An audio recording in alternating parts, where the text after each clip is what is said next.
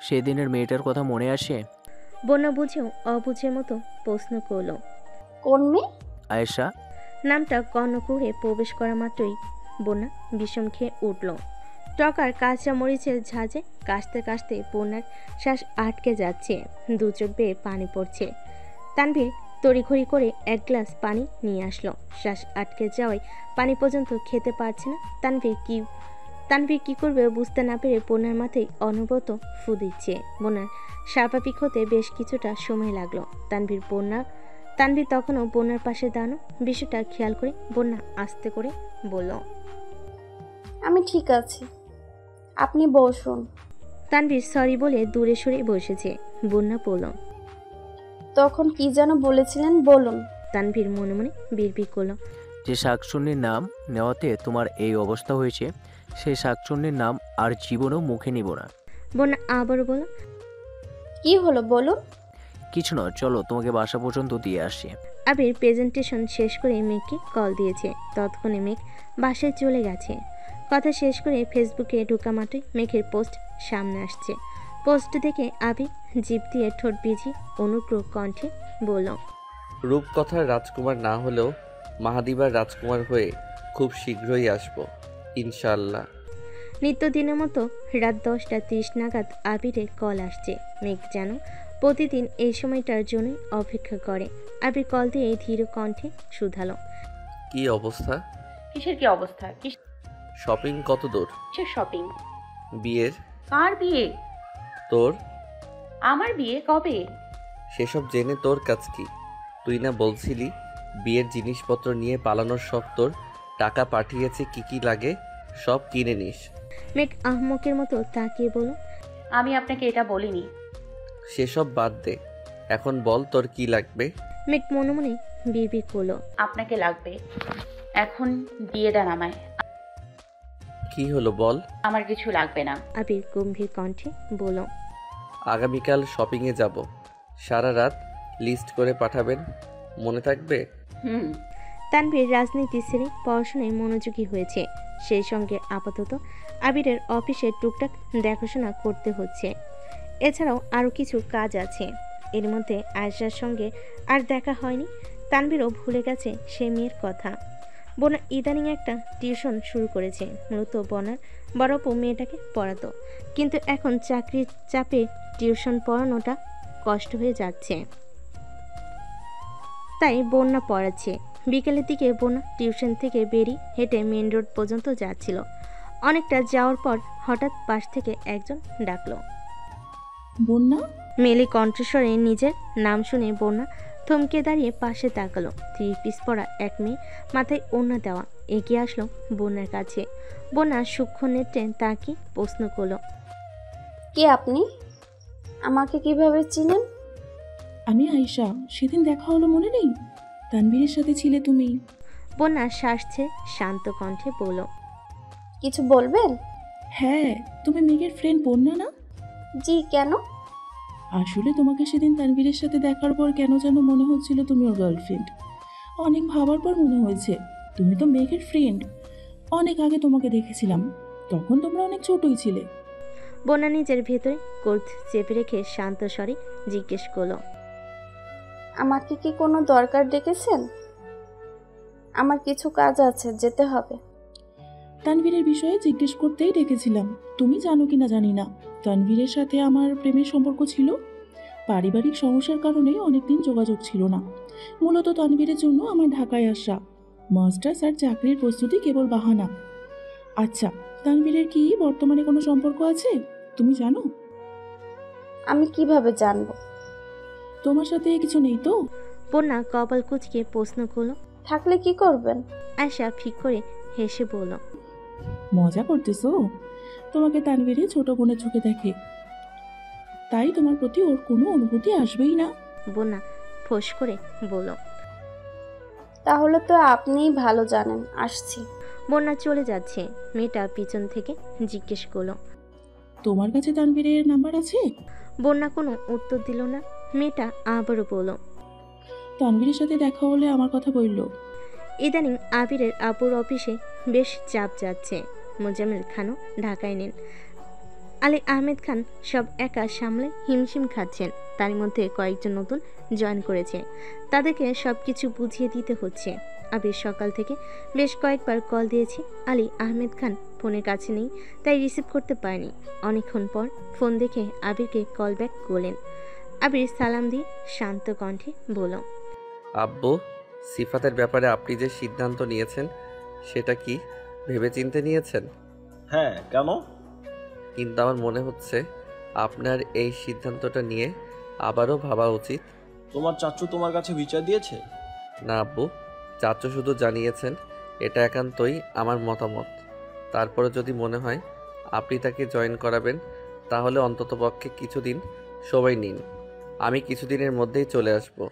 চাচু কাকা মনি ঢাকায় ফিরলে সবার সাথে কথা বলে সিদ্ধান্তটা নিলে ভালো হতো না? কি বলতে চাচ্ছ?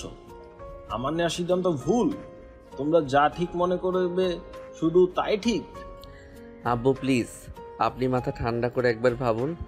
যেখানে 25-30 বছর যাবৎ গ্রামের মানুষের সাথে আপনার কোনো সম্পর্ক নেই, ভুল করেও কখনো গ্রামে যান না, সেখানে সেই গ্রামের এক ছেলেকে গুরুত্বপূর্ণ পোস্টে জব দিচ্ছেন, সেটা কি আদৌ যুক্তিপূর্ণ? 15 দিনের মধ্যে আমি চলে আসব। তাছাড়া খুব সমস্যা হলে তানভীরকে বললে অফিসে আসবে। এরপরও যদি নিতে চান আরও অনেক মানুষ আছে। প্লিজ একবার অন্তত ভাবুন। আলী আহমেদ খান গুরুতর কণ্ঠে বলতে শুরু করলেন, দেখো, মানুষ সারা জীবন খারাপ থাকে না। তার পরিবার আমাদের সাথে যে অন্যায়টা করেছে সেটা অনেক বছর আগের ঘটনা। এত বছর পর সে বিপদে পড়ে জবের জন্য আমার কাছে এসেছে। এখন আমরা যদি তাদের মতন খারাপ ব্যবহার করি তাহলে তো তাদের আর আমাদের মধ্যে কোনো পার্থক্য রইল না। দ্বিতীয়বার সুযোগ পেলে মানুষ নিজের প্রথম ভুলটাকেও শুধরাতে পারে। দেখা যাক কি করে সে। আবির কণ্ঠ দ্বিগুণ ভারী করে বলল, আমার মন কোনোভাবেই সায় দিচ্ছে না। আপনার ভালো মানুষের সুযোগ নিয়ে অনেকে অনেক কিছু করতে পারে। তুমি দুশ্চিন্তা করো না, সাবধানে থেকো আর তাড়াতাড়ি চলে এসো যদি তোমার ইচ্ছা হয়। আবির মলিন হেসে বলল, সরি আব্বু। সরি বলছো কেন? বলতে ইচ্ছে করলো তাই বললাম। আরও এক সপ্তাহ কেটে গেছে। আবিরের বাড়ি ফেরার কেবল এক সপ্তাহ বাকি। খানবাড়ির আমেজ বদলে গেছে। মালিয়া খান, হালিমা খান বিভিন্ন জাতের পিঠা তৈরিতে ব্যস্ত। আকলিমা খানও তাদের কাজে সহযোগিতা করছে। মেঘ সকাল থেকে আম্মুদের বিশাল আয়োজন দেখছে। আজ ভার্সিটি যেতে একদম ইচ্ছে করছে না, তারপরও কি মনে করে ভার্সিটিতে এসেছে। একটা ক্লাস শেষ হয়ে আরেকটা ক্লাস শুরু হয়েছে, কেবল 15 মিনিট হবে। এর মধ্যে মেঘের মাথা ঘুরছে, চোখে অন্ধকার দেখছে। একবার ওয়াশরুমে গিয়ে চোখে মুখে পানি দিয়ে এসেছে, তারপরও ঠিক হচ্ছে না। মেঘের অবস্থা দেখে বোনও ভয় পাচ্ছে। তানভীরকে ফোন দিতে চাচ্ছে, কিন্তু মেঘ বারবার আটকে দিচ্ছে। প্রায় 10-15 মিনিট পর মেঘ আচমকা সেন্স হারিয়ে বোনার গায়ের উপর ঢলে পড়েছে। মেঘের অসুস্থতার কথা শোনা মাত্রই তানভীর আটকে ওঠে। তার অক্লিনিষ্ট মন দর্মনস্য ছেয়ে গেছে। দ্রুত রওনা দিল। ততক্ষণে বোনারা মেঘকে নিয়ে হাসপাতালে চলে গেছে। তানভীরকেও জানিয়ে দিয়েছে। ডাক্তার মেঘকে চেক করেছেন।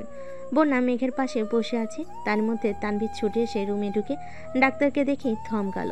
দরজার সামনে মিনহাজরা থাকায় রুমটা চিনতে অসুবিধা হয়নি। ডাক্তার বেরিয়ে যেতেই তানভীর মেঘের কাছে বসে মাথায় হাত বুলাতে বুলাতে শীতল কণ্ঠে আর্তনাদ করে বোনকে ডাকতে শুরু করলো।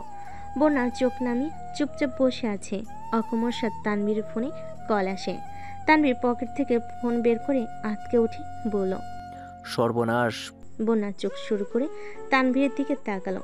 তানভীর নিজের চোখ মুছে গলা খাকারি দিয়ে কল রিসিভ করে কানে ধরল। ওপাশ থেকে আবির উদ্বিগ্ন কণ্ঠে শুধালো, আমার বউ কোথায়?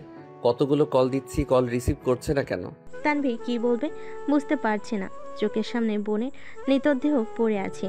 এ অবস্থায় ফোনের অপর পাশের মানুষটাকে মিথ্যা বলার সাধ্য তার নেই। আগেরবার অসুস্থতার কথা লুকাতে গিয়ে বড়সড় ধাক্কা খেতে হয়েছে। এবার সে সত্যি নিরুপায়।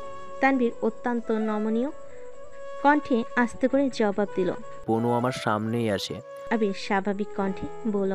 পরপর ঢোকিলে তানভীর শীতল কণ্ঠে বলল, বনু কথা বলার অবস্থাতে নেই। আবির আর্তনাদ করে উঠল। কেন, কি হয়েছে ওর? সেন্স হারিয়ে ফেলেছিল। এখনই এটুকু বলার আগেই আবিরের হুঙ্কার শুরু হলো।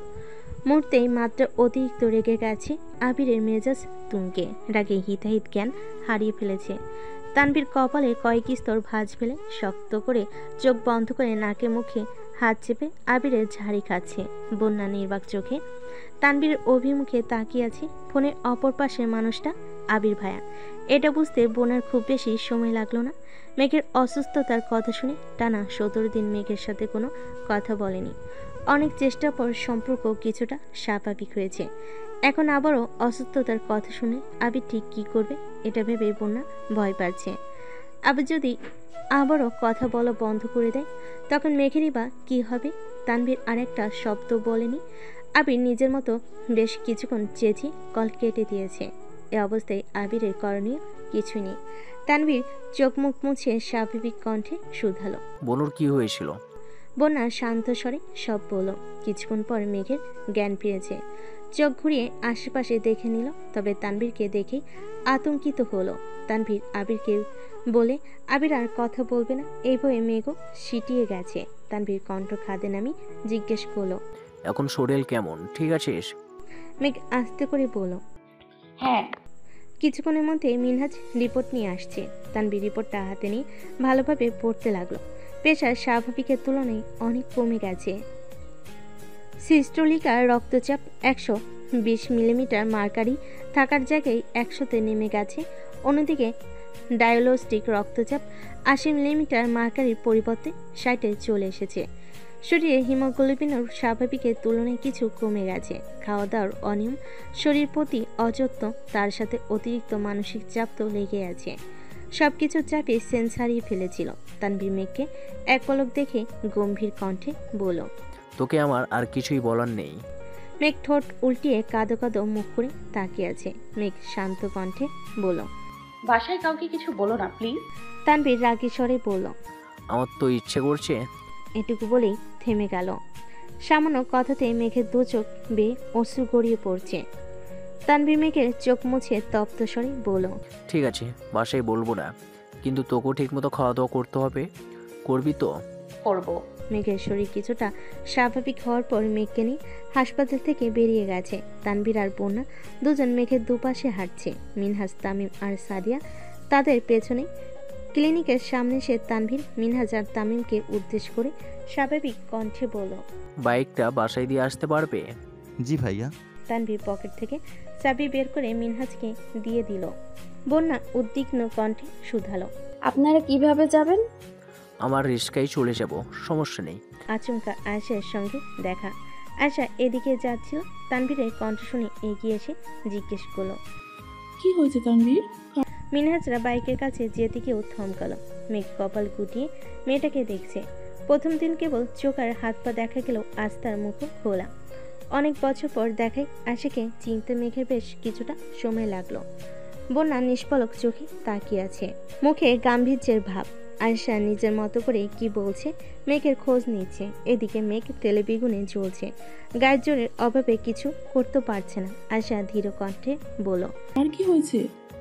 তানভীর গভীর কণ্ঠে বলল, বনু অসুস্থ। এই কথা শুনে মেয়েটা একদম উতলা হয়ে গেছে। মেঘের কাছে এগিয়ে আসতে আসতে বলল, হায় হায়, আমার ননদের আবার কি হয়েছে? মেঘরাকে ফোঁস করে উঠল। আমাকে একদম ননদ বলবে না, এর পরিণাম ভালো হবে না বলে দিলাম। মেয়েটা একটু এগোতেই তানভীর হুঙ্কার দিল, আমার বোনকে ছোঁয়ার চেষ্টা করবে না।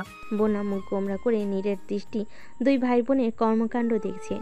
আয়েশা এবার মোলায়েম কণ্ঠে বলে উঠল, আমি মেঘকে ধরলে কি হবে? জান। শব্দটা বলতে দেরি হয়েছে। আয়েশার গালে তানভীরের শক্তপোক্ত হাতের থাপ্পড় পড়তে দেরি হয়নি। থাপ্পড়ের শব্দে উপস্থিত সবাই খানিকটা কেঁপে উঠছে। তানভীর রাগান্বিত কণ্ঠে চিৎকার করলো, আজকের পর আর কোনোদিন আমার সামনে নাটক করতে আসবে না। শুধুমাত্র মেয়ে বলে আর আমি মেয়েদের সম্মান করি বলে আজ পর্যন্ত তোমার কোনো ক্ষতি করিনি, হয়তো বহু আগেই তানভীরের ভয়ঙ্কর রূপ দেখিয়ে দিতাম। আমায় খারাপ হতে বাধ্য করো না। আয়েশার গালে রক্তের ছোপ ছোপ দাগ হয়ে গেছে। গালে হাত ঘষতে ঘষতে মাথা নিচু করে চলে যাচ্ছে। তামিম মিনহাজের দিকে তাকিয়ে বিড়বিড় করলো, মেয়েটার আজ খবর আছে। তানভীর ভাইয়ের হাতে থাপ্পড় যে খেয়েছে একমাত্র সেই বোঝে তুই কি বলিস? মিনহাজ কপালে কয়েক স্তর ভাঁজ ফেলে তপ্ত স্বরে বলল, অতীত খুব ভয়ঙ্কর জিনিস, মনে করতে যাস না, তার থেকে বরং চল। তানভীর রিক্সার জন্য কিছুটা সামনে চলে গেছে। মেঘ ঠান্ডা কণ্ঠে বলল, খুব তো গাল ফুলাইয়া রাখছিলি, এখন দেখছিস আমার ভাইকে? ভাইয়ার জীবনে জলজ্যান্ত এক ডানা কাটা পড়ি থাকতে ভাইয়া ডানা কাটা পড়ির পেতনির প্রেমে পড়বে? জীবনেও না। বন্যা মুচকি হেসে বলল, এখন এত কথা না বলে নিজের যত্ন নিয়েন। আবির ভাইয়া কিন্তু ওনাকে খুব ঝাড়ছে। মেঘ আতঙ্কিত কণ্ঠে শুধালো, আমার অসুস্থতার কথা আবির ভাই শুনে ফেলেছেন? আমি আর না করছি যেন বাসার কাউকে না বলে। আবির ভাইয়া যখন কল দিয়েছে তখন তোর সেন্স ছিল না? আমি শেষ, আর একটা সপ্তাহ পরে সেন্স হারালে কি এমন ক্ষতি হতো, উফ ভালো লাগে না। এরই মধ্যে তানভীর রিক্সা নিয়ে হাজির। বন্যা থেকে বিদায় নিয়ে তানভীরের সাথে বাসার দিকে চলে গেছে। মালিয়া খান্ডা তখনও ড্রয়িং রুমে বসে পিঠা বানাতে ব্যস্ত। মেঘকে দেখে হাসি মুখে বলেন, মেঘ, ফ্রেশ হয়ে তাড়াতাড়ি নিচে আয়, পিঠা বানাতে হবে। মেঘ কিছু বলার আগে তানভীর পেছন থেকে বলল, বনুকে পিঠা বানাতে বলো না, ওরও আম্মু, ওর এখন ঘুম প্রয়োজন। আকলিমা খান প্রশ্ন করলেন, তোমার হাতে কি তানভীর? তানভীর স্বাভাবিক কণ্ঠে বলল, তেমন কিছু না, ফল আর কিছু খাবার। ফল তো বাসাই আছে। এগুলো শুধু বনুর, এখানে কেউ যেন হাত না দেয়। আর হ্যাঁ, এগুলো যেন 2 দিনের মধ্যে শেষ হয়। শেষ কথাটা মেঘের দিকে তাকিয়ে বলেছে। মেঘ চোখ সরিয়ে নিজের রুমে গিয়ে ফ্রেশ হয়ে শুয়ে পড়েছে। শরীর এখনও বেশ দুর্বল, সারাক্ষণই মাথা ঘোরাচ্ছে। ফোন হাতে নিয়ে আবিকে কল দিতে গিয়েও থেমে গেছে। 2-3 ঘন্টা ঘুমিয়ে প্রায় 4টার দিকে সজাগ হয়েছে। ঘুম ভাঙতে সবার আগে ফোন চেক করলো, কিন্তু আবিরের মেসেজ কল কিছুই আসেনি। মেঘ বুক ফুলিয়ে শ্বাস টেনে ভয়ে ভয়ে কল দিল। 10 থেকে 12 সেকেন্ড রিং হওয়ার পর আবির কল রিসিভ করলো। মেঘ অত্যন্ত মৃদু স্বরে বলল, আসসালামু আলাইকুম। ওয়ালাইকুম আসসালাম। কি করছেন? কিছু না। খেয়েছেন? না, কেন? খেতে ইচ্ছে হয়নি। আপনি কি রাগ করেছেন? জানি না। বিশ্বাস করুন, আমি ইচ্ছে করে সেন্স হারাইনি। জানি। তাহলে কেন করছেন? কেন? এমনি। মেঘ এবার শীতল কণ্ঠে শুধালো, আবির ভাই, আপনি কবে আসবেন? জানি না। মেঘ ঠান্ডা কণ্ঠে বলল, ঠিক আছে, রাখছি। আবিরের নিরুদ্বেগ জবাব। ইচ্ছে। বন্যা বিকেলে টিউশন শেষ করে তানভীরকে কল দিল। অনেকদিন যাবৎ তানভীরের সাথে ঠিকমতো কথাই হয় না বন্যার। দেখা গেল রেগে থাকে সব সময়। আজ আয়েশার প্রতি তানভীরের এমন আচরণ দেখে বন্যার মনে কিছুটা আশার আলো ফুটেছে। বন্যা এতদিন পর নিজে থেকেই কল দিয়েছে। এই খুশিতে তানভীর শোয়া থেকে লাফিয়ে উঠেছে। তৎক্ষণাৎ কল রিসিভ করলো। বন্যার স্বাভাবিক কণ্ঠে প্রশ্ন করলো, এই যে ভিলেন, আপনি কি ফিরে আছেন? তানভীর নিঃশব্দে হেসে বলল, 500% ফ্রি আছি, বলো। বন্যা মুচকি হেসে বলল, আপনার বোনকে ফোনে পাচ্ছি না, তার খোঁজ নিতে কল দিয়েছি। তানভীরের হাসি মুখ পুনরায় গম্ভীর হয়ে গেছে। শ্বাস ছেড়ে বলল, এজন্যই কল দিয়েছো? বন্যা ঠোঁটে হাসি রেখে উল্টো প্রশ্ন করল, কল দেওয়ার আর কোনো কারণ আছে নাকি? তানভীর গুরুতর কণ্ঠে জবাব দিল, আচ্ছা আচ্ছা, বাদ দাও, ওয়েট, বনুকে ডেকে দিচ্ছি। আপনি কি করছিলেন? তানভীর মৃদু হেসে ঠাট্টা স্বরে বলল, কল্পনা করছিলাম। কি? বলা যাবে না। নাও, বনুর সাথে কথা বলো। মেঘকে ফোন দিয়ে তানভীর চলে গেছে। 2-3 দিন যাবৎ আবিরের সঙ্গে মেঘের তেমন কথাই হয় না। মেসেজ দিলে আবির হ্যাঁ আচ্ছা বলেই রিপ্লাই করে। কল দিলে এমনভাবে কথা বলে যেন তার কথা বলার বিন্দুমাত্র ইচ্ছে নেই। মন খারাপ করেও মেঘের তেমন কল দেয় না। সারাদিন খাওয়া আর ঘুম ছাড়া মেঘের আর কোনো কাজই নেই। মাঝে মাঝে বোনের সাথে একটু আধটু দুষ্টামি করে। সন্ধ্যার দিকে তানভীর বাসা থেকে বের হলেই মেঘকে রান্না করতে চলে যায়। টুকটাক রেসিপি ট্রাই করে আর মিম আদিকে নিয়ে খায়। আজ সকাল থেকে আবিরকে বেশ কয়েকবার কল দিয়েছি, কিন্তু আবির নেটে নেই, ফোনও বন্ধ। এদিকে তানভীরও বাসায় নেই। মেঘ একে একে সবার নাম্বার থেকে চেষ্টা করেছে, কিন্তু আবিরের নাম্বার বারবার বন্ধ বলছে। ঘড়িতে তখন বিকাল 4:26। মেঘ গভীর ঘুমে নিমগ্ন, নিঃশ্বাস এলোমেলো, বুকের উপর রাখা ফোনটাকে জড়িয়ে ধরে স্বদেশে পাড়ি দিয়েছে। মলিন চেহারা, চোখের কার্নিশে স্পষ্ট পানির দাগ দেখা যাচ্ছে। আবির মায়াবী দৃষ্টিতে মেঘের ঘুমন্ত আদলে চেয়ে আছে। বুকের ভেতর অনবরত ধিম ধিম কম্পন হচ্ছে। প্রায় 5 মাস পর আবিরের বক্ষ পিঞ্জরে আবদ্ধ হৃদয়টা স্বস্তি পেয়েছে। এতদিন পর নিজের প্রেয়সীকে এত কাছে পেয়েছে। আবির এক দৃষ্টিতে মেঘকে পরখ করছে। আপাদমস্তক দেখে ঘুমন্ত মেঘের পাশে বসে অতি শব্দবনে বুকের উপর থেকে আলতোভাবে ফোনটা তুলে নিল। হোম স্ক্রিনে নিজের ছবিটা দেখে মলিন হেসে ফোনটা পাশে রেখে দিয়েছে। চোখের কার্নিশে জমে থাকা অশ্রু মোলায়েম হাতে মুছে পরপর মেঘের কপালে মৃদু গলায় হাত রেখে জ্বর পরীক্ষা করছে। কিছুটা সময় নিয়ে মাথায় হাত বুলিয়ে দিল। হৃদয়ের অন্তঃস্থলে জাগ্রত প্রেমানুভূতিতে আর চাপিয়ে রাখতে পারছে না। আনমনে মেঘের অদৃষ্টে ঠোঁট ছোঁয়ালো। গালভর্তি আবিরের খোঁজা খোঁজা দাড়ির স্পর্শে মেঘের ঘুমন্ত শরীর ঝাঁকুনিতে উঠেছে। সদ্য শাওনি আসা আবিরের গা থেকে এক অন্যরকম সুঘ্রাণ মেঘের নাসারন্ধ্রে প্রবেশ করছে। মেঘ ঘুমের মধ্যে নড়েচড়ে উঠল। আবির সঙ্গে সঙ্গে সরে গেছে। বসা থেকে উঠে কিছুটা দূরে সরে দাঁড়ালো। আবির দীর্ঘ নিঃশ্বাস ছেড়ে সুস্থির কণ্ঠে ডাকলো, মেঘ। মেঘের উত্তর না পেয়ে আবির ঠোঁট কামড়ে হেসে আবারও ডাকলো, স্প্যারো। ঘুমন্ত মেঘ আদো আদো কণ্ঠে বলল। হুম। আবিরের আখি যুগল প্রশস্ত হলো। ঠোঁটে হাসি রেখেই শক্ত কণ্ঠে বলল, এই যে ম্যাডাম। মেঘ ঘুমু ঘুমু চোখে তাকাতেই তার স্বপ্নের রাজকুমারকে চোখের সামনে আবিষ্কার করলো। আবিরকে দেখেই স্তব্ধ হয়ে গেছে। দু চোখ যেন এখনই কোটো ছেড়ে বেরিয়ে আসবে। মেঘ মুগ্ধ আঁকিতে প্রিয় মানুষটার মুখের পানে তাকিয়ে আছে।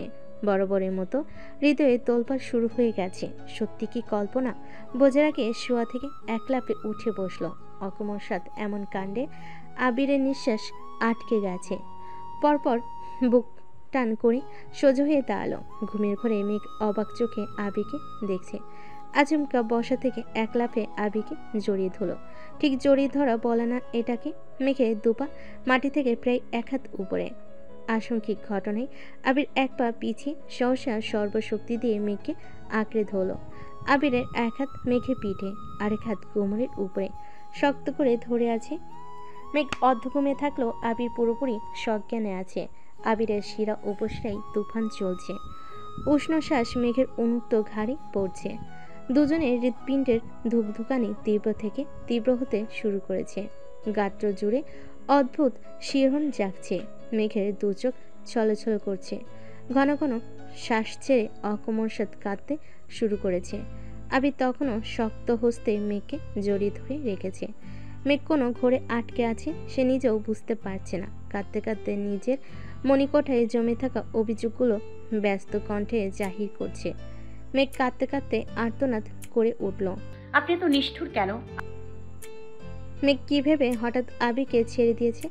আবিরও আস্তে আস্তে চালো। মেঘের দুপা আবিরের বৃহৎ পদযুগলের উপর পড়ল। আবির মেঘকে জড়িয়ে ধরে রেখে সম্পূর্ণ ঘুরিয়ে মেঘকে দেওয়ালে ঘেঁষে দাঁড় করালো। তৎক্ষণিক ঘটনায় মেঘের মস্তিষ্ক পর্যন্ত এলোমেলো হয়ে গেছে। আবির ডান হাতের বৃদ্ধা আঙ্গুল দিয়ে মেঘের চোখের পানি মুছে কণ্ঠ খাদে নামিয়ে আস্তে করে বলল, সরি, আর কখনো নিষ্ঠুরের মতো আচরণ করব না। কাঙ্ক্ষিত ব্যক্তি কোমল কণ্ঠের জবাবে মেঘ নিশ্চুপ হয়ে গেছে। মেঘের পা তখনও আবিরের পায়ের উপর। আবির এগোতে মেঘ পেছাতে শুরু করলো। কয়েক ইঞ্চি গ্যাপ মুহূর্তেই ফুরিয়ে গেল। আবির মাথা নিচু করে মেঘের কানের কাছে মুখ নামিয়ে এনে পাতলা অধর নেড়ে বিড়বিড় করে বলল, খুব তো মিস ইউ করছিলেন, তা ঠিক কতটুকু মিস করেছেন দেখি? মেঘের ঠোঁট কাঁপছে ফিনফিন করে। মুখ দিয়ে কোনো কথাই বের হচ্ছে না। ক্ষণিকের জন্য ভেতরটা অনুভূতিশূন্য হয়ে গেছে। আবিরের উষ্ণ শ্বাস প্রশ্বাস মেঘের ঘাড়ে পড়ছে। আবির মুখ তুলে মেঘের নিরুদ্দিক চেহারার পানে তাকালো। আবিরের এক হাত তখনও মেঘের পিঠে আঁকড়ে ধরে আছে, অন্য হাত দিয়ে মেঘের এলোমেলো চুলগুলো ঠিক করে। মেঘের ডান হাতটা আবিরের বুকে বাপাশে শক্ত করে চেপে ধরে বলল, তোর শূন্যতায় আমার অনুভূতির দেয়াল ভেঙে চুরে তছনছ হয়ে গেছে। আমার ভগ্ন হৃদয়ের কম্পন কি তুই টের পাচ্ছিস? বুঝতে পারছিস কতটা মিস করেছি তোকে? আবিরের হৃদস্পন্দন অস্বাভাবিক তীব্র। আবিরের বক্ষস্থলে হাত রাখায় মেঘের সর্বাঙ্গে কম্পন শুরু হয়ে গেছে। চিরচেনা মানুষটার গায়ের কণ্ঠ, স্পর্শ, মায়াবী কণ্ঠ, নিঃস্বার্থ দৃষ্টি, সবেতেই মেঘ মাতাল প্রায়। কয়েক মুহূর্তের মধ্যেই ক্ষত বিক্ষত হৃদয়ের হাহাকার অশ্রুরূপে গড়িয়ে পড়ল। মেঘ হাত আর পিঠ ছেড়ে আবির এবার শান্ত হস্তে মেঘের দু চোখে মুখে কণ্ঠ দ্বিগুণ ভারী করে বলল, আজকের পর আমার কারণে তোর চোখ থেকে এক ফোঁটা পানিও পড়তে দিব না আমি, প্রমিস। কথাটা বলতে বলতে মেঘের কপালে দীর্ঘ এক চুম্বন দিল। অমনি মেঘ পাথর বনে গেছে। আবিরের পায়ের উপর থেকে মেঘের পা সরে গেছে। অনাকাঙ্ক্ষিত ঘটনায় মেঘের শ্বাসনালীতে তুফান শুরু হয়ে গেছে।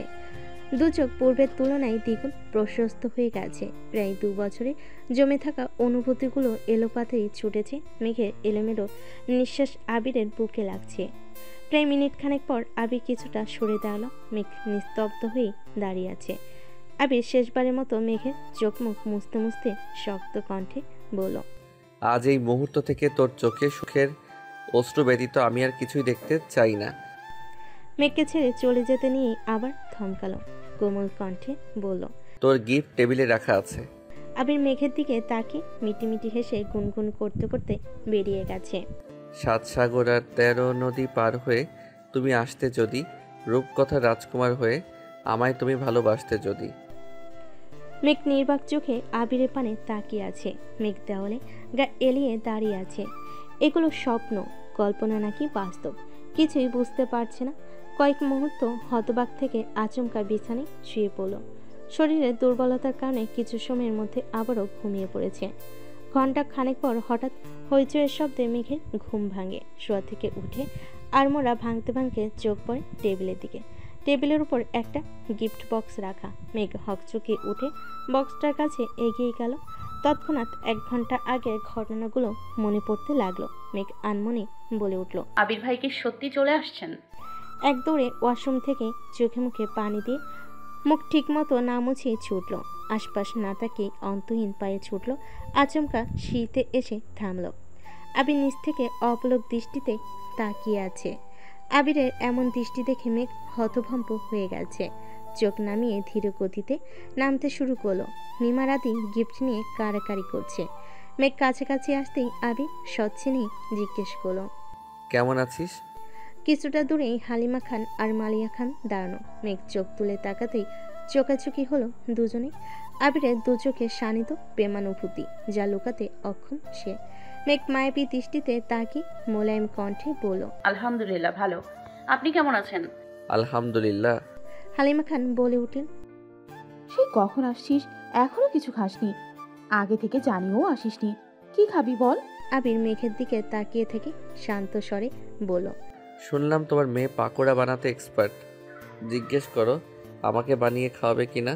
হালিমা খান হেসে বলেন, এই আবার কেমন কথা, তোকে খাওয়াবো না কেন? এই মেঘ আয়।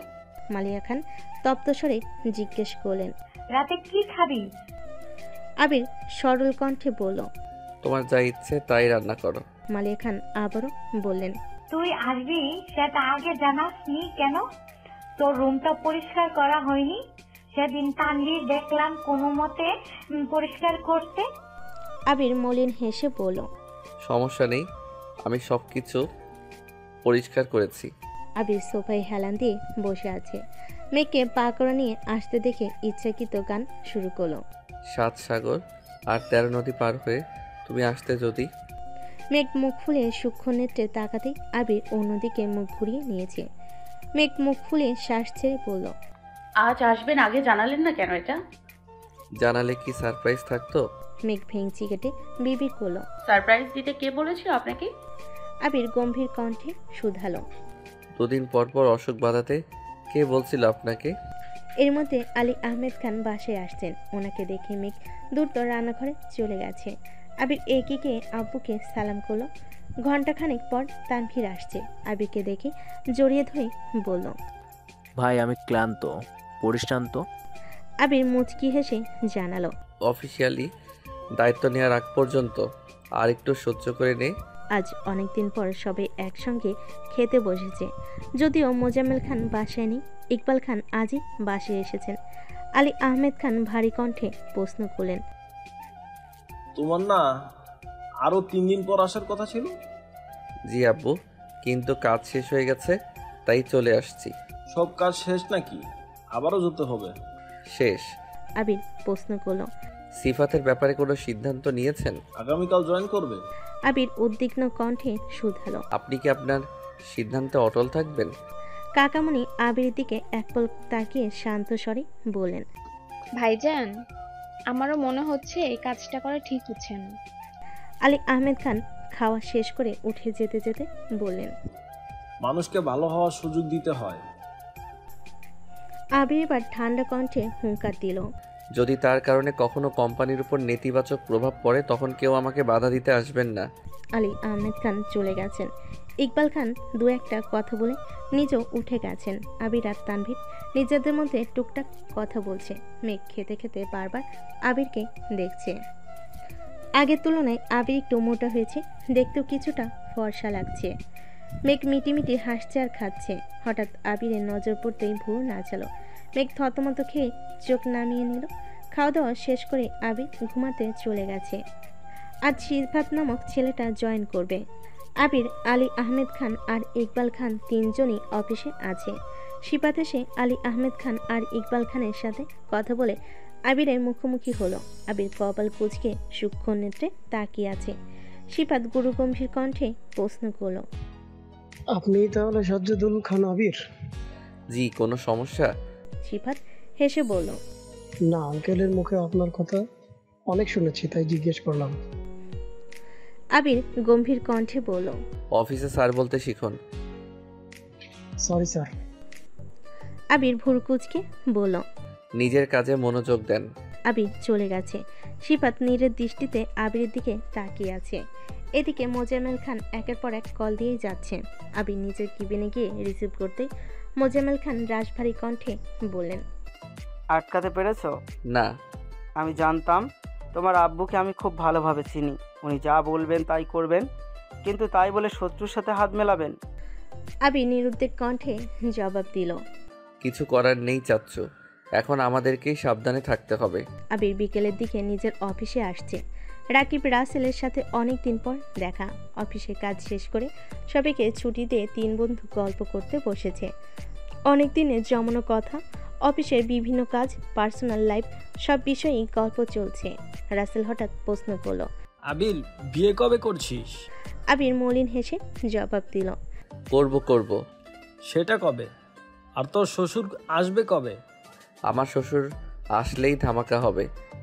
কেন? 6 মাস সময় যে ঘনিয়ে আসছে। রাকিব উদ্বিগ্ন কণ্ঠে শুধালো, তুই কি ভেবেছিস? বাসায় আগে কথা বলবি নাকি মেঘকে আগে জানাবি? মেঘকে জানিয়ে তারপর বাসায় বলবো, তবে সেটা একই দিনে। আমি ওকে কোনো প্রতিশ্রুতি দিব না, ডিরেক্ট বিয়ের অফার দিব। আর ঘুম থেকে উঠলেই বাড়িতে বিয়ের আমেজ থাকবে। এর মধ্যে মেঘের কল আসছে। রাসেল উকি দিয়ে নামটা দেখে একগাল হেসে বলল, ওনার নাম নিতেই কল চলে আসছে, উনি অনেক দিন বাঁচবে। আবির মুচকি হেসে উত্তর দিল, বাঁচতে তো হবেই, ওর কিছু হলে আমি যে বেঁচে থেকেও মরে যাব। আবির কল রিসিভ করে মৃদু স্বরে বলল, সারাদিনে এই মনে পড়লো। মেঘ গাল ফুলিয়ে শ্বাস ছেড়ে বলল, আপনিও তো কল দেননি। ফুপিরা বাসায় এসে আপনার জন্য অপেক্ষা করছেন। আপনার কি আসতে দেরি হবে? না, এখনই আসতেছি। আবির তাদের থেকে বিদায় নিয়ে যে উঠতে যাবে, রাকিব আনমনে বলে উঠল, আবির, বল। তোর আব্বু যদি সত্যি সত্যি মেনে না নেয় তখন কি করবি? আবির দীর্ঘশ্বাস ছেড়ে রাশভারী কণ্ঠে জবাব দিল, মরে যাব। রাসেল বলল, ফাজলামি করিস না, সিরিয়াসলি বল। আবির অগ্নি দৃষ্টিতে তাকিয়ে বলল, তোদের কি মনে হচ্ছে আমি ফাইজলামি করতেছি? আব্বু চাচ্চু সহজে মেনে নিলে ভালো। যদি বলে মেঘকে নিয়ে বাড়ি থেকে চলে যেতে তাহলে আরও ভালো, কিন্তু যদি বলে মেঘকে রেখে একা বেরিয়ে যেতে, তারপর কি হবে আমি জানি না। তবে এটাই সত্যি যে মেঘকে না পেলে আমি মরে যাব। আবির বাসায় ফিরতেই আবিরের ফুপি আবিরকে ডেকে নিয়ে গেছেন। মাহমুদা খান চিন্তিত স্বরে জানতে চাইলেন, কি সিদ্ধান্ত নিয়েছিস? বাসায় কবে বলবি? আর 10 দিনের মধ্যেই বলল। তোর আব্বু কিন্তু তোর উপর ভীষণ রেগে আছে। সেদিন অনেক কিছু বলতেছিল, সাবধান।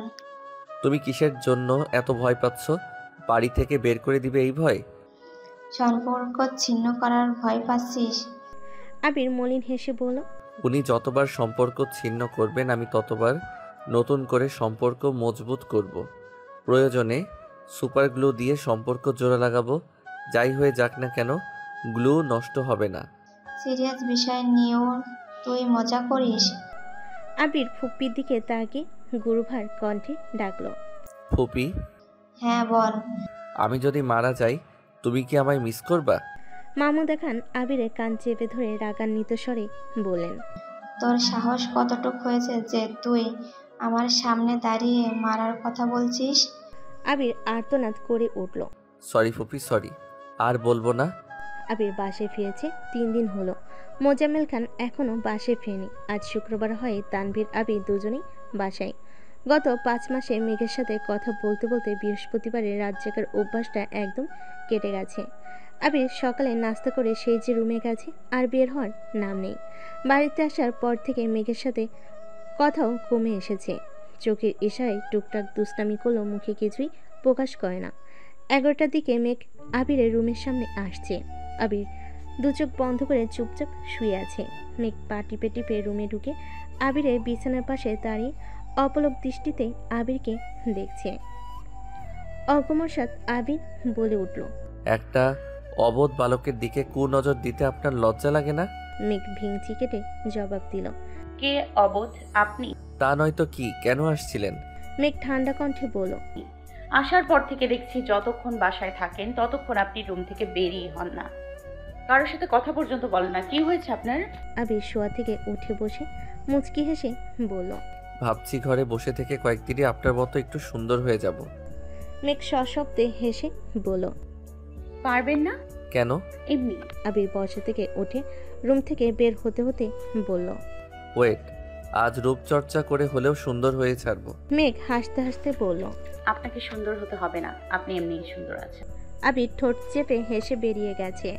তানভীরের রুম থেকে তানভীরকেও টেনে নিয়ে গেছে। ফ্রিজ থেকে 2টা শসা বের করে ঠান্ডা শসা কেটে চোখে দিয়ে বসেছে। সাথে একটা ন্যাচারাল প্যাক বানিয়েও মুখে লাগিয়েছে।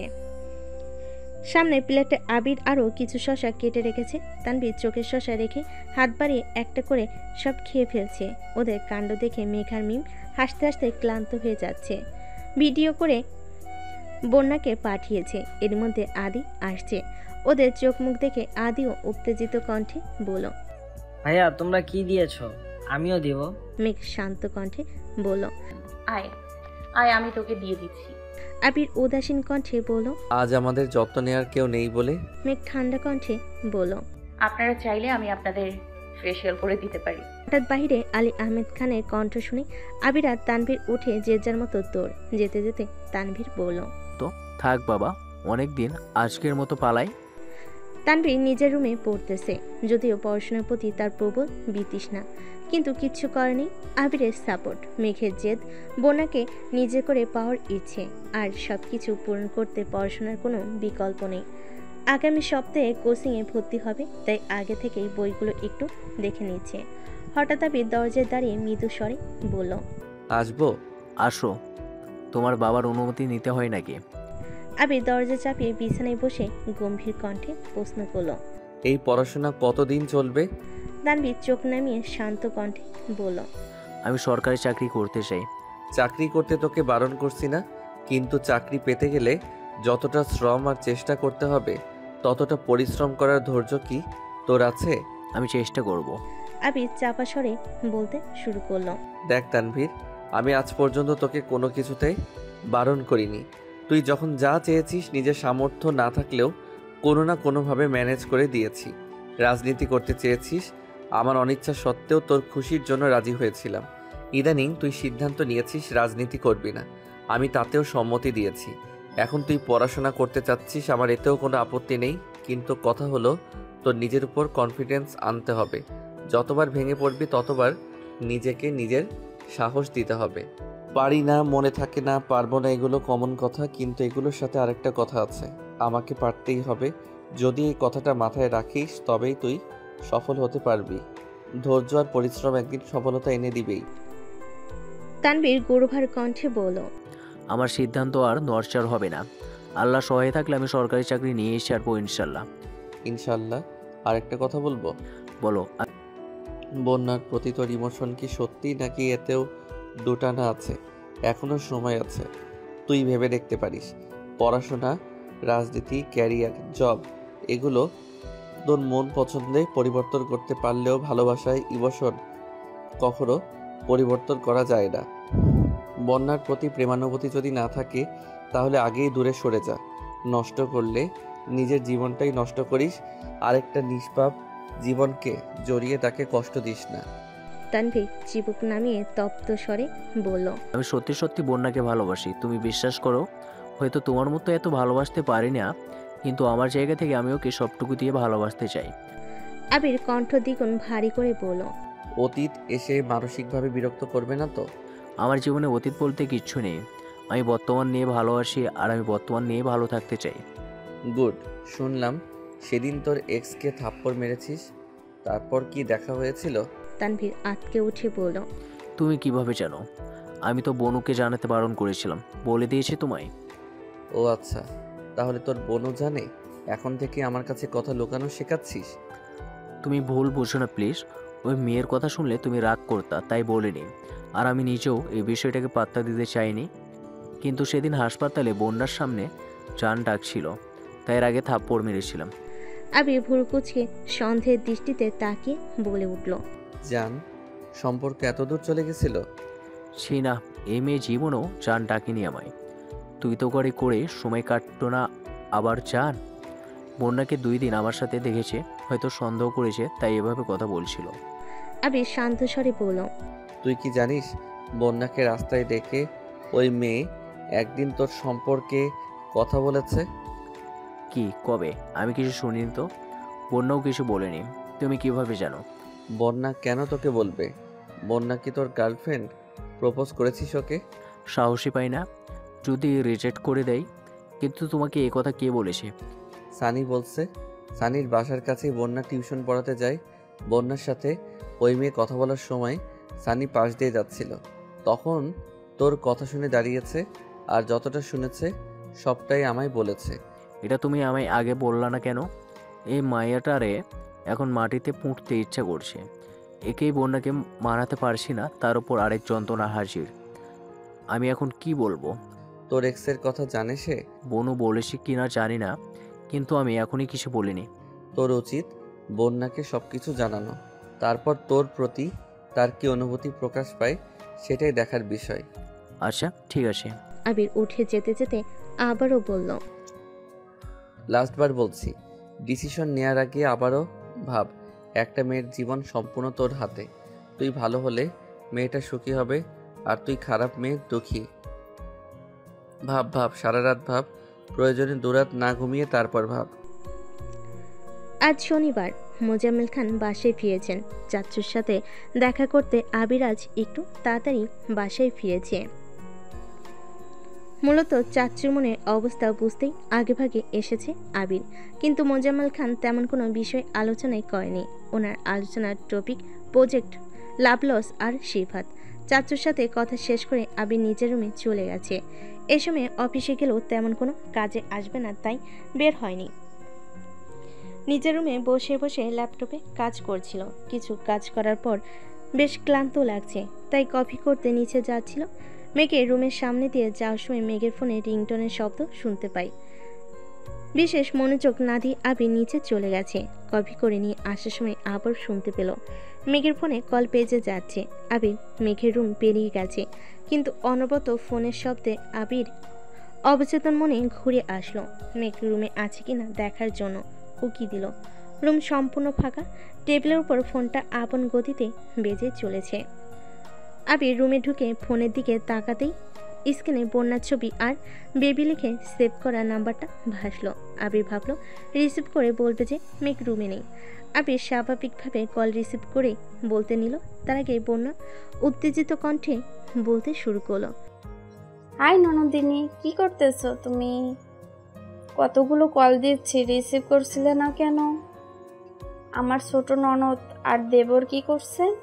আবির উষ্ণ স্বরে বলল, তোমার ননদিনী সম্ভবত ছাদে। আমি তোমার ভাসুর বলছি। বোনা থতমত খেয়ে কাপা কাপা গলায় বলে উঠল, আ আ আবির ভাইয়া। জি। বন্যা নিজের কপাল চাপড়াচ্ছে, মুখের উপর কল কাটতেও পারছে না, আবার কিছু বলতেও পারছে না। বন্যা উদাসীন কণ্ঠে বলল, আসসালামু আলাইকুম ভাইয়া। ওয়ালাইকুম আসসালাম। ভালো আছেন? আমি ভালো আছি, তবে অন্য কারোরটা জানি না। ননদিনীর খোঁজ খবর নাও, ভালো কথা, কিন্তু মাঝে মাঝে নিজের বেপরোয়া জামাইয়ের খোঁজ খবর একটু নিও। বন্যা মনে মনে নিজেকে ইচ্ছে মতো বকছে। প্রকাশ্যে অত্যন্ত নমনীয় কণ্ঠে বলল, ভাইয়া আসলে ওই রকম কিছু না। আবির শ্বাস ছেড়ে শান্ত কণ্ঠে বলল, ভালোবাসলে নিজের মানুষের যত্ন নিতে শিখতে হয়। আর হ্যাঁ, তোমাদের ননদ ভাবির সম্পর্কের মাঝে ঢুকে পড়ার জন্য সরি।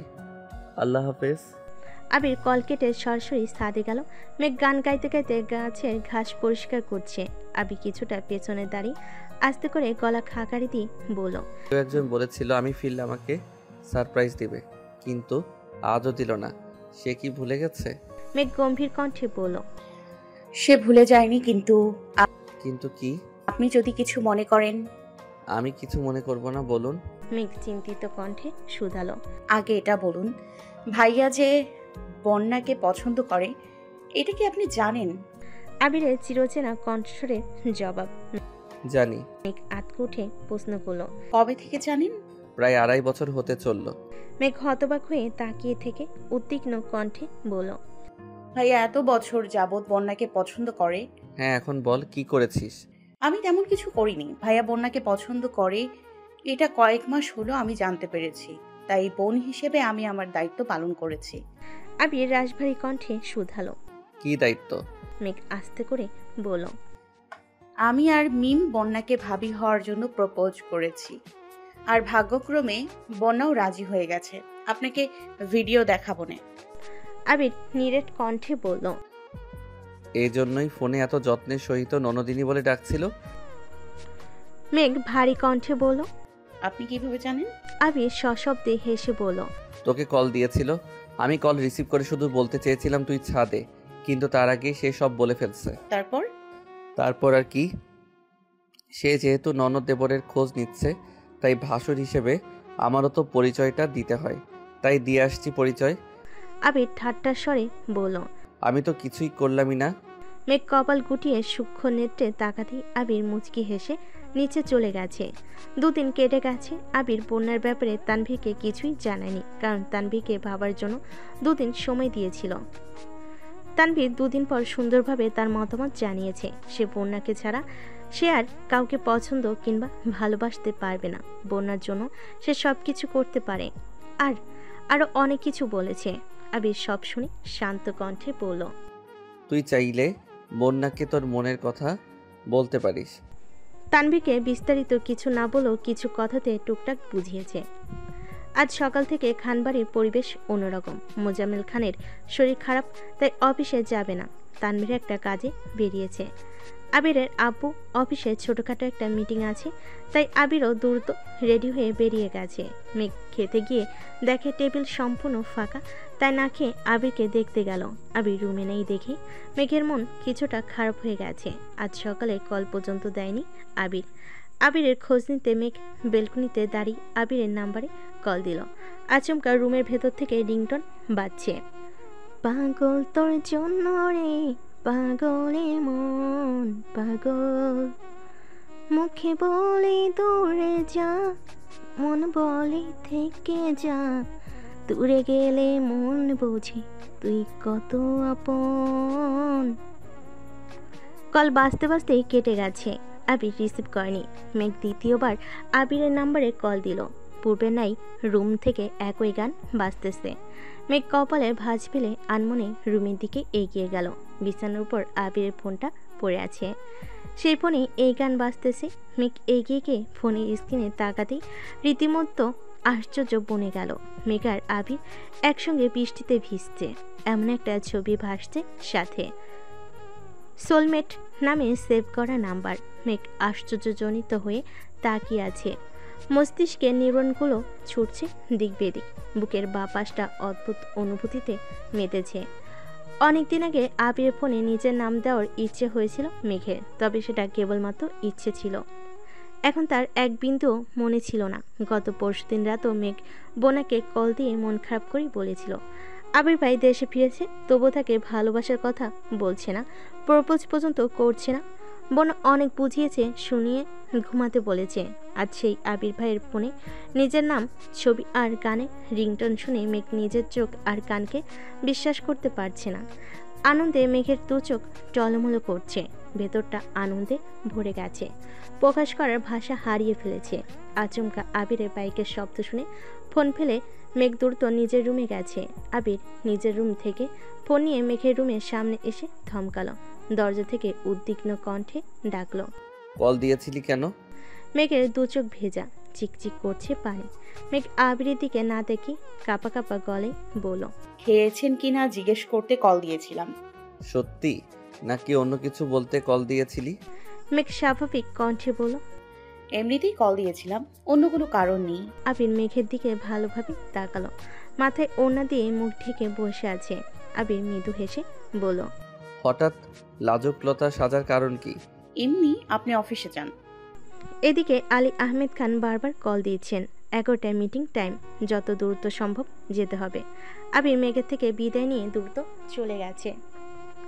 আবির বাসা থেকে বের হতে মেঘ বন্যার নাম্বারে কল দিল। প্রথমবার রিসিভ হয়নি, এরপর থেকেও নেটওয়ার্ক বিজি, ব্যস্ত বলছে।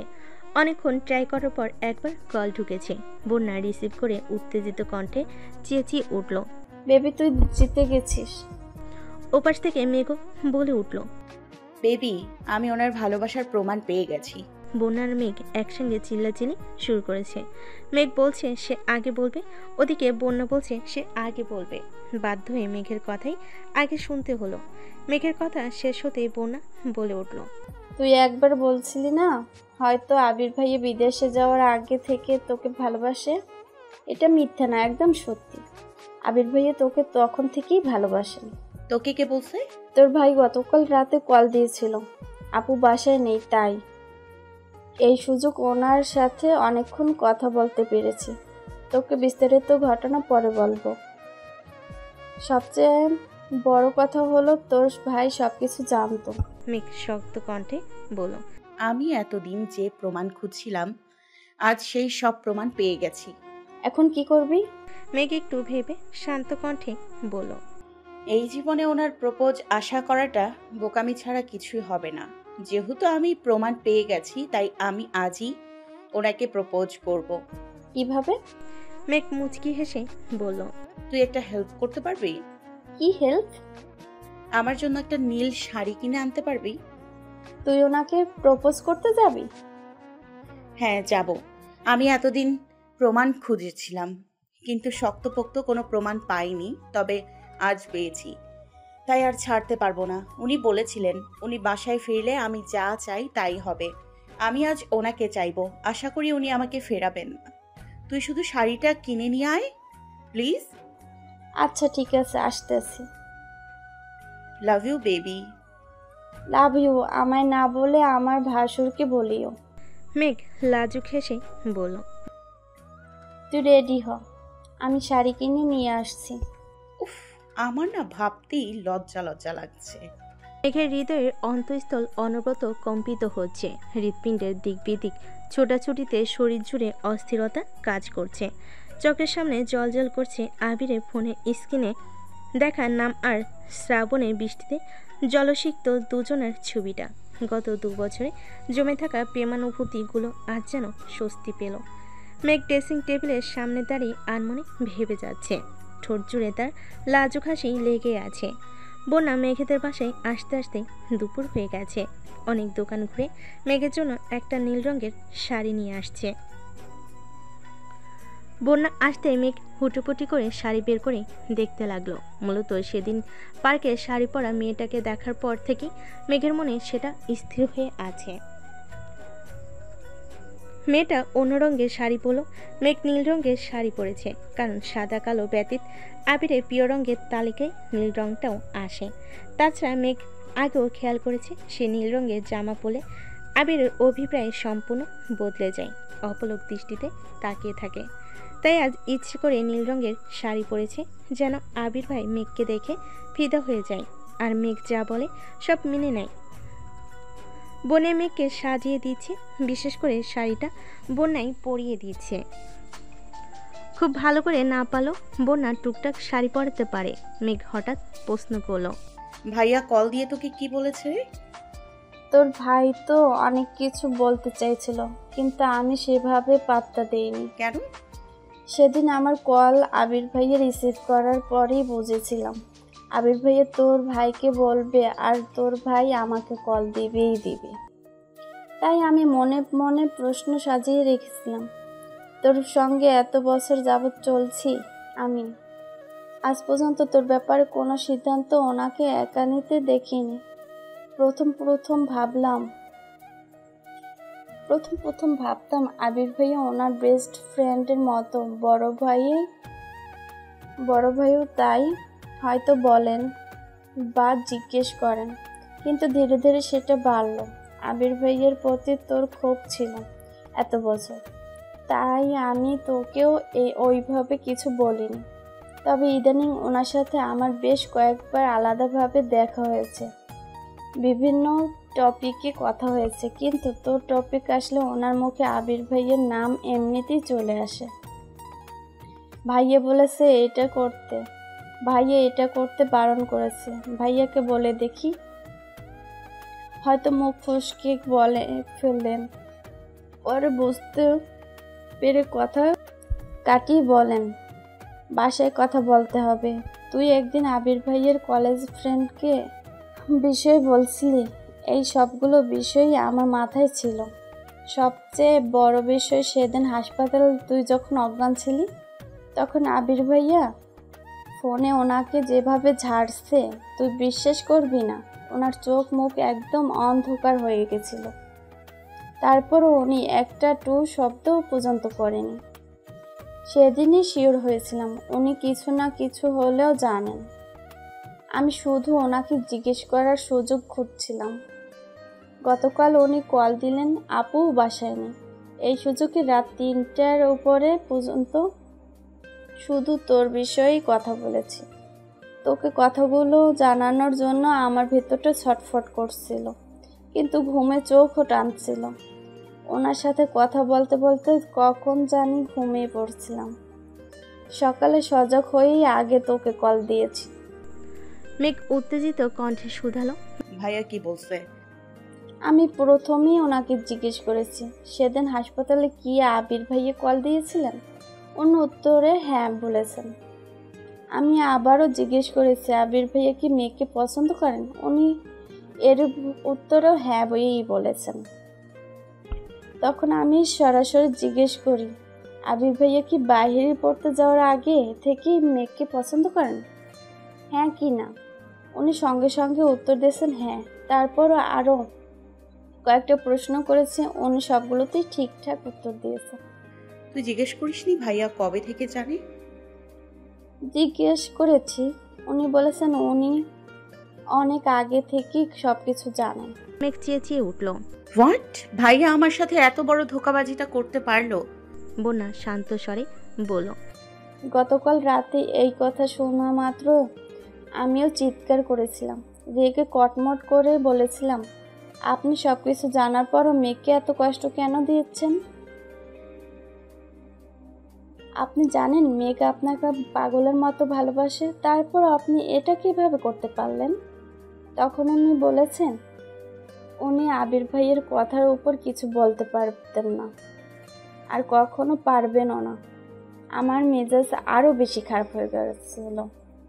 আমি মুখ ফসকে বলে ফেলছিলাম, আবির ভাইয়ের মধ্যে যদি বিন্দুমাত্র মনুষ্যত্ববোধ থাকতো তাহলে মেয়েকে এত কষ্ট দিতে পারতো না।